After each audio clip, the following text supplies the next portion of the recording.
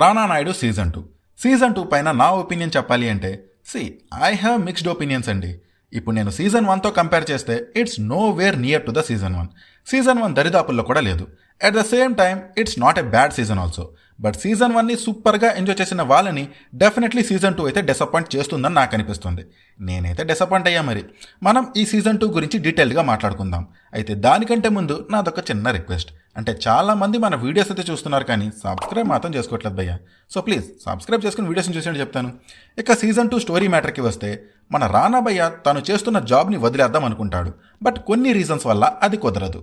But this time Rana is having some other and bigger plans. అయితే ఆ plans ఏంటి, అలానే రానా అండ్ తన ఫ్యామిలీ మధ్య ఉండే డైనమిక్స్ అండ్ రిలేషన్స్ మధ్య ఎలాంటి చేంజెస్ వచ్చాయి, అండ్ ఈ సీజన్ 2లో రానా ఎలాంటి ప్రాబ్లమ్స్ అండ్ విలన్స్ని ఫేస్ చేయాల్సి వచ్చింది అనేది ఈ web series basic plot. Story పరంగా సీజన్ 2 బాగానే ఉంది, కానీ ఎందుకో తెలియదు కానీ సీజన్ 1లో ఏదైతే ఒక ఫైర్ అండ్ వైల్డ్నెస్ ఉండేదో అదైతే సీజన్ 2లో అస్సలు లేదని నాకు అనిపించింది. అయితే ఇప్పుడు నేను మీతో క్లియర్గా ఒకటి చెప్తున్నా, నేను ఇక్కడ క్యారెక్టర్స్ అండ్ నరేషన్లో ఉండే ఫైర్ అండ్ వైల్డ్నెస్ గురించే మాట్లాడుతున్నా, బంచిక్స్ గురించి అయితే కాదు. ఇక నరేషన్ మ్యాటర్కి వస్తే నాకైతే నరేషన్ హాఫ్ బేక్డ్లా అనిపించింది. కొన్ని ఎపిసోడ్ సూపర్గా అనిపిస్తే మరికొన్ని డీసెంట్గా అనిపించాయి. Most of the time pacing ఫాస్ట్గానే ఉన్న ఫ్యూ ప్లేసెస్లో నాకైతే లాగింగ్గా అనిపించింది. ఇనీషియల్ స్టోరీ ఎస్టాబ్లిష్మెంట్ కూడా సూపర్గా ఉంటుంది. ఇనీషియల్ ఎపిసోడ్స్ చూసాక అబ్బా సీజన్ 2 కూడా అదిరిపోయేలా ఉందే అని అనుకున్నా. బట్ ఎపిసోడ్స్ ప్రోగ్రెస్ అయ్యే కొద్దీ ఇట్ వెంట్ డౌన్ గ్రాడ్యువల్లీ. అలానే పూర్తిగా డౌన్ అయిపోలేదు, మళ్ళీ మంచి ఎంటర్టైనింగ్ అండ్ ఎంగేజింగ్ సీన్స్ పడుతుంటాయి. బట్ ఆ మొమెంటం మెయింటైన్ అవ్వలేదు. ఫైనల్ ఎపిసోడ్ స్టార్టింగ్ నార్మల్గానే ఉన్నా ఎండింగ్ కొంచెం సాటిస్ఫైయింగ్గా అనిపించింది నాకు. ఈ వెబ్ సిరీస్లో ఉండే కొన్ని సబ్ ప్లాట్స్ బాగానే ఉన్నా కొన్ని సబ్ ప్లాట్స్ మాత్రం అన్నెసెసరీ అనిపించాయి నాకు. యాక్చువల్లీ సీజన్ 2లో చాలా పొటెన్షియల్ అయితే ఉంది.